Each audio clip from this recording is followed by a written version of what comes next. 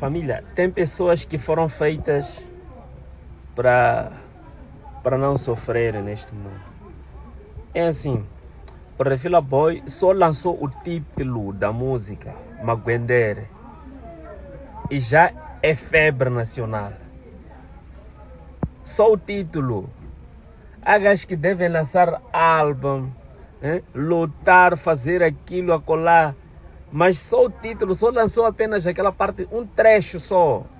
Inclusive eu baixei ontem, tem blogueiros que já cortaram aquilo como se fosse o lançamento real da própria música.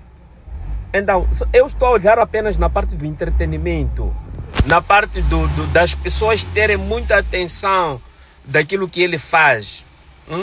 Apenas um trecho, tipo, o título da música já é suficiente para que as pessoas fiquem concentradas naquele trabalho dele. Ouve lá, fora do conteúdo que está lá, eu não entro nas confusões, mas essa chamada de atenção é muito forte. Parece um álbum que o gajo está para lançar, enquanto é apenas uma música. É uma faixa que o gajo quer tirar, mas já é uma febre nacional. Maguendere. Já tem acho que tem sorte, pá. Esse já não precisa lutar muito. As coisas estão a acontecer só.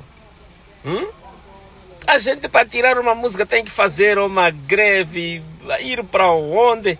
Mas o gajo só tira uma ceninha do nada ali. Maguender já é sucesso antes de ser lançado.